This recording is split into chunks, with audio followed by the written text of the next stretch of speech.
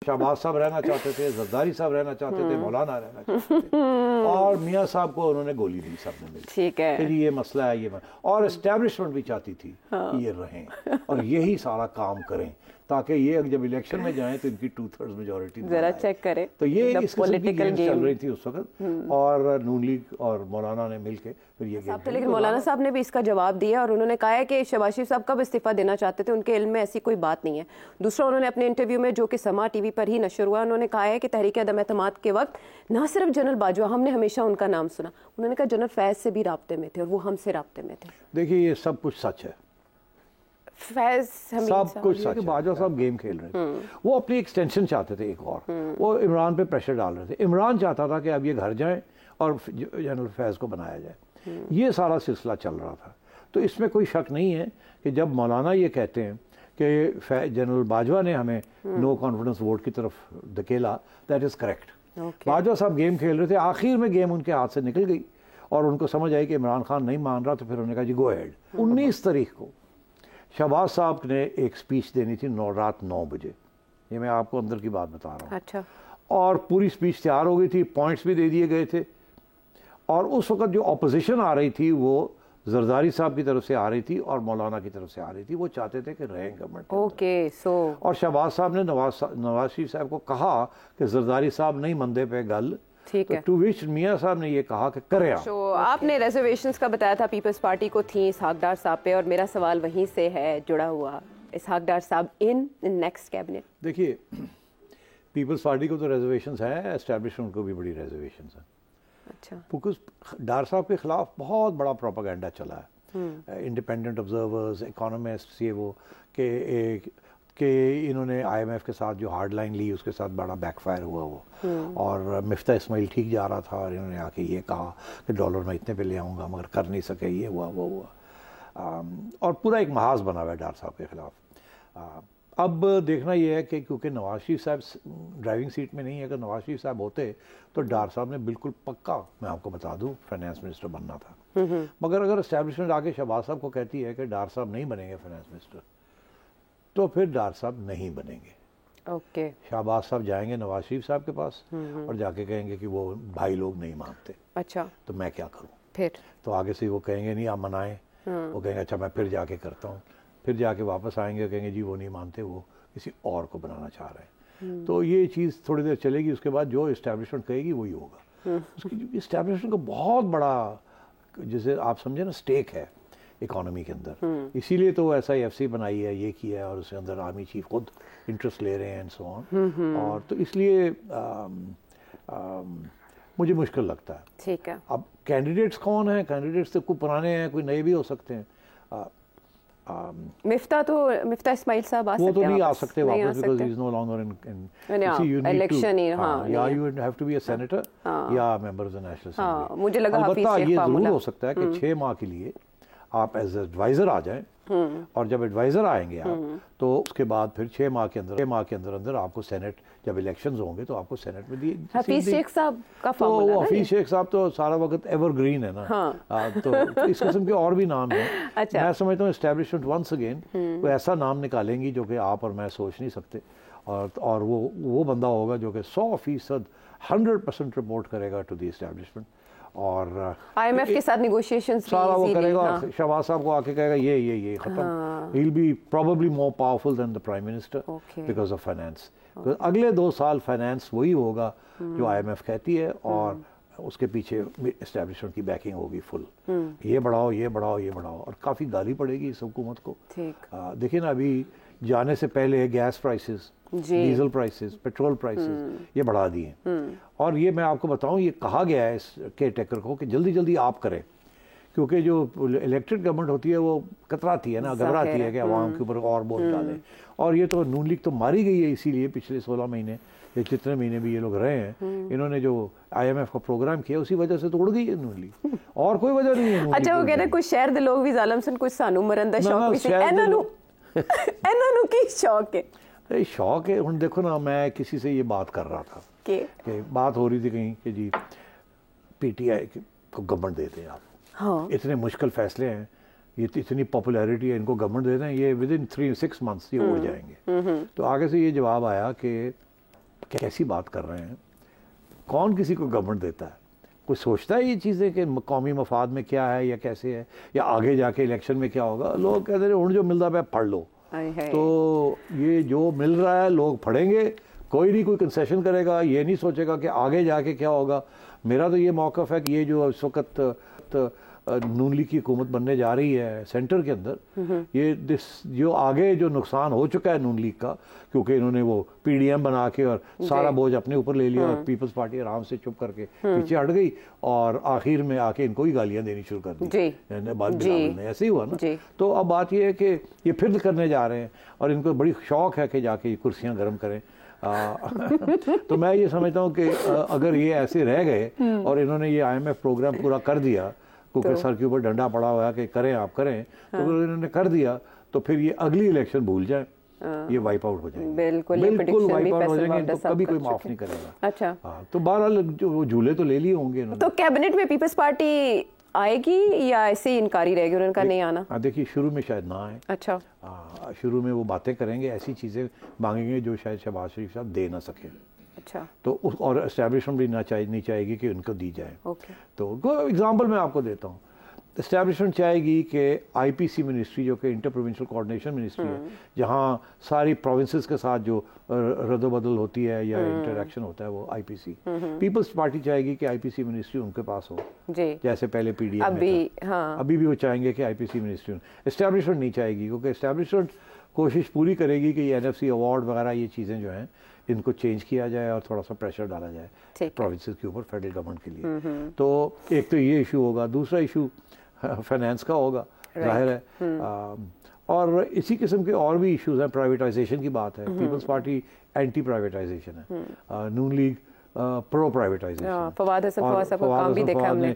जाते जाते जैसे कहते हैं ना 90% काम कर दिया था। 98% कह रहे थे, फिर अप्रूवल चाहिए बस। बस तो वो अब इलेक्शन कमीशन की वजह से वो रोक दिया गया जी। तो अब जैसे ये आएंगे तो शहबाज शरीफ साहब मोहर लगा देंगे कि जल्दी जल्दी करो।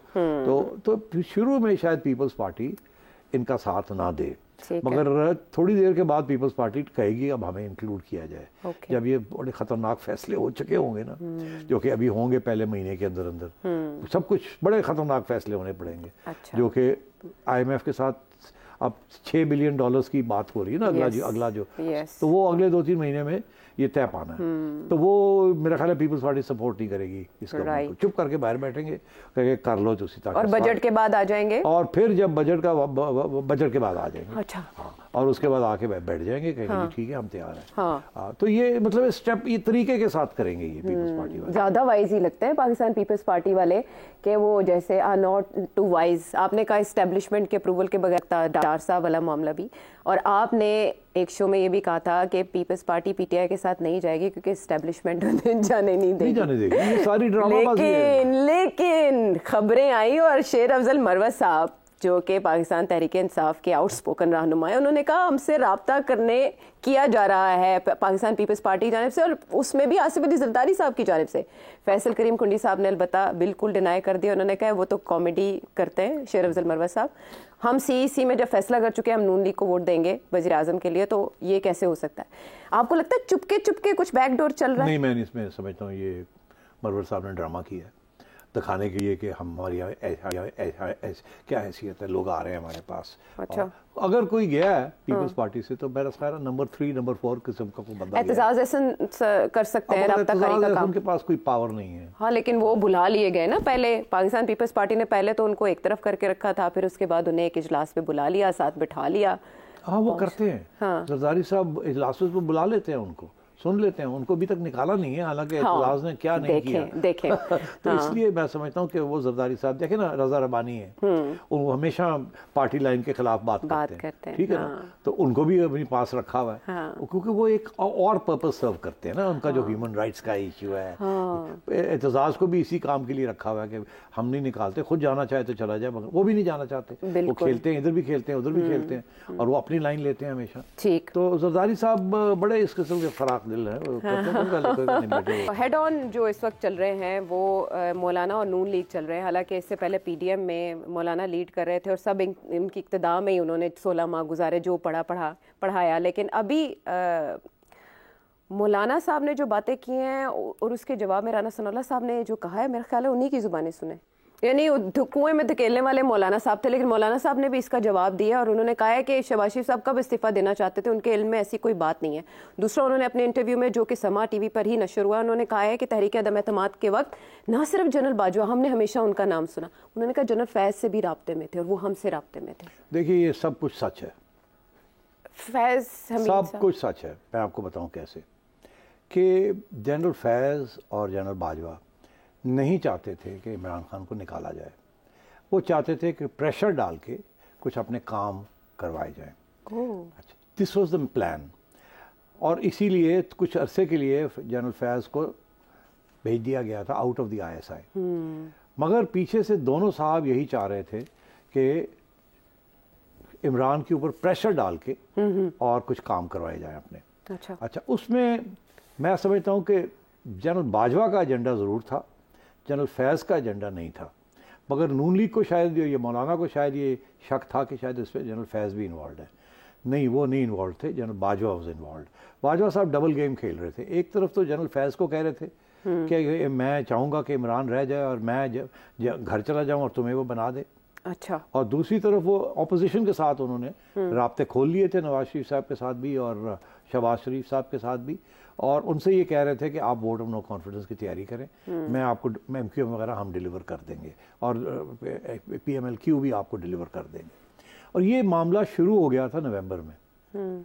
ये मामला नवंबर में 2022 में शुरू हो गया, जब आपने प्रेडिक्शन की थी। मैंने उस वक्त कहना शुरू कर दिया था कि राब्ते खुल गए हैं और वोट ऑफ नो कॉन्फिडेंस तैयार हो रहा है और ये होगा। और वो बहरहाल मैं फिर हमेशा ये देता गया कि जी अब अगले महीने ये होगा, अगले महीने ये होगा, अगले महीने ये होगा। मेरा ख्याल था कि फरवरी तक ये हो जाएगा जी, बिकॉज ठीक ठाक चल रहा था, मगर कुछ चीज़ें मिस हो रही थी। एक तरफ तो ये था कि बाजवा साहब ने जब इन्होंने कहा जी अब करें भी ना, हम इकट्ठा करें, दिसंबर आ गया, तो बाजवा साहब ने कहा कि नहीं अभी वो एक रेकोडिक का फैसला आना है, तो वो फैसला आने दें, तो उसके बाद हम करेंगे। अभी हम नहीं चाहते कि इस वक्त तब्दील हो जाए गवर्नमेंट, इमरान खान ही मोहर लगा के जाए रेकोडिक का फैसला, अभी ठहर जाए, कुछ और बिल्स तो इस किस्म की चीज़ें थी, अभी ठहर जाए, ये हो जाए, पहले ये हो जाए। और खान से वो करवा रहे थे वो अपने काम, तो इसलिए ये मार्च तक चला गया और आखिरी वक्त तक इनको नहीं पता था कि ये कामयाब होगा कि नहीं होगा। और आपने देखा आखिरी वक्त भी उस दिन जिस दिन सब क्रॉस ओवर किया तो परवेज़ इलाही साहब घूम गए, हालांकि उन्होंने जाना था इनके साथ, और आखिरी वक्त पे वो चले गए खान साहब को मिलने और कहने कि मैं तुम्हारे साथ हूँ। तो वो भी किसी के कहने के ऊपर, और मैं समझता हूँ बाजवा साहब के कहने के ऊपर वो गए थे जी। वो बाद में उन्होंने इंटरव्यू में बताया भी था। अच्छा, तो अब सूरत हाल ये है कि बाजवा साहब गेम खेल रहे थे, वो अपनी एक्सटेंशन चाहते थे एक और, वो इमरान पे प्रेशर डाल रहे थे। इमरान चाहता था कि अब ये घर जाए और जनरल फैज़ को बनाया जाए। ये सारा सिलसिला चल रहा था।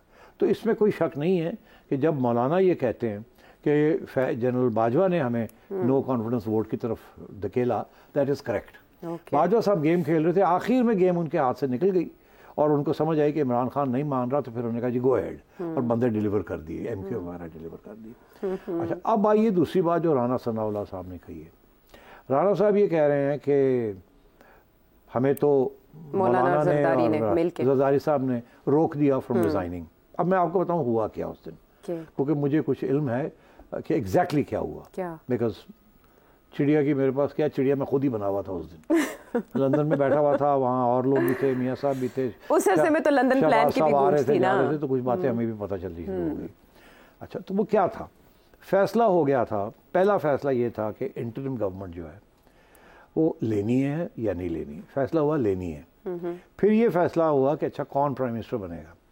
पहली स्टेज पे मियाँ साहब की तरफ से रिकमेंडेशन थी कि शायद खाकान अब्बासी को बनाना चाहिए। अच्छा, मगर फिर शहबाज साहब की तरफ से एस्टेब्लिशमेंट का सहारा लेते हुए ये कहा गया कि नहीं, शहबाज साहब को बनाएं आप।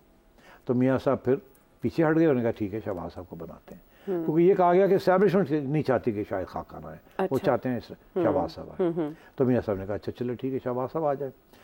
तो इसमें मेरा ख्याल है शहबाज साहब का भी कुछ रोल था कि जी मैं ही आऊँ। अगली स्टेज ये थी कि कितनी देर रहना है और क्या करना है। अच्छा, उस स्टेज में ये था कि 2-3 कानून जल्दी जल्दी हमने कानून साजी करनी है। एक ये कि नैब को अमेंड करना, हाँ। और ये दूसरा EVMs को ख़त्म करना। तो उसमें एक्चुअली तो ये 2 दिन में हो सकता था, हाँ। मगर उसको खींचा गया आहिस्ता आहिस्ता।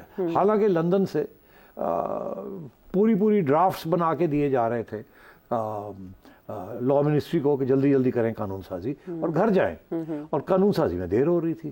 तो बड़ी परेशानी थी लंदन में, ये देर क्यों कर रहे हैं।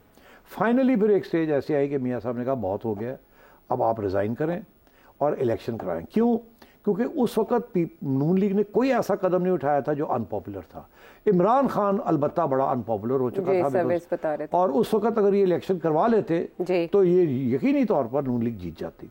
और इमरान बड़ा अनपॉपुलर हो चुका था, एस्टैब्लिशमेंट के खिलाफ, एस्टैब्लिशमेंट भी उसके खिलाफ थी, अवाम के लिए भी कोई कुछ नहीं किया था 3-4 साल में उसने, और सबको ये इस बात का एहसास था। तो इसलिए ये फैसला हुआ कि जी जल्दी करना है। 19 तारीख को शहबाज साहब ने एक स्पीच देनी थी रात 9 बजे। ये मैं आपको अंदर की बात बता रहा हूँ। अच्छा। और पूरी स्पीच तैयार हो गई थी, पॉइंट्स भी दे दिए गए थे, और उस वक्त जो अपोजिशन आ रही थी वो जरदारी साहब की तरफ से आ रही थी और मौलाना की तरफ से आ रही थी। वो चाहते थे कि रहें गवर्नमेंट। ओके, सो और शहबाज साहब ने नवाज शरीफ साहब को कहा कि जरदारी साहब नहीं मंदे पे गल, ठीक है। टू विच मियाँ साहब ने ये कहा कि करें आप, ये हमने उनकी बात नहीं सुननी, हमने अपनी करनी है, ठीक है। और आप अगर वो कहते हैं गवर्नमेंट चलानी है तो आप छोड़ दें, उन्होंने कहा एक नया प्राइम मिनिस्टर ले लें। आपने गवर्नमेंट छोड़नी है या नए इलेक्शन की तरफ जाना है, या आपने कहना है आप ले लें गवर्नमेंट, आप चलाएं, हम नहीं IMF का प्रोग्राम करेंगे। क्योंकि इसी चीज के ऊपर आपको याद होगा कि मिफ्ता इस्माइल को निकाला गया जी, कि IMF का प्रोग्राम नहीं करना, अवाम के ऊपर इतना बोझ नहीं डालना। मियाँ साहब को हमेशा ये सियासी बड़ी इंपॉर्टेंट फैक्ट्स थे उनके लिए कि अवाम के ऊपर बोझ नहीं डालना, अवाम के ऊपर बोझ नहीं डालना। ठीक है। इन्होंने तो फिर ये वापस मौक़िफ़ ये लिया कि नहीं अब हम गवर्नमेंट रखेंगे। वो और जो एक्सक्यूज दिया नून लीग की तरफ से वो ये था, और ये एक दफ़ा नहीं, मियाँ साहब ने भी ये बात कही है और लोगों ने भी ये बात कही है कि दरअसल इमरान खान ने धमकी दे दी थी लॉन्ग मार्च की, कि मैं 25 तारीख को लॉन्ग मार्च कर रहा हूँ। ठीक है। और इन्होंने ये एक्सक्यूज दिया कि अगर उस वक्त जब उसकी धमकी आ चुकी थी हम हुकूमत छोड़ देते तो ऐसे लगता हम भाग गए, ठीक है, तो शायद इसकी पॉपुलैरिटी बढ़ जाती। ठीक है। इसलिए फिर हमने ये फैसला किया कि हम रहेंगे। लेकिन फिर उस तरह की माला गले में डाली। ये सारी स्टोरी बड़ी इंटरेस्टिंग है। मगर बात ये है कि अगर ये ऐसी बात भी थी तो 1 महीना और रह जाते, ना IMF का प्रोग्राम करते, 15 दिन और रह जाते, फिर छोड़ देते। फिर क्यों नहीं छोड़ा? फिर कंबल क्यों चिमट गया? रहना चाहते थे, शहबाज साहब रहना चाहते थे, जरदारी साहब रहना चाहते थे, मौलाना रहना चाहते थे, और मियाँ साहब को उन्होंने गोली दी सबने मिलकर। ठीक है। फिर ये मसला है, ये और एस्टैब्लिशमेंट भी चाहती थी कि ये रहें और यही सारा काम करें ताकि ये जब इलेक्शन में जाएं तो इनकी 2/3 मेजॉरिटी जरा चेक करें। तो ये इस पॉलिटिकल गेम चल रही थी उस वक्त, और नून लीग और मौलाना ने मिलकर फिर ये गेम खेली।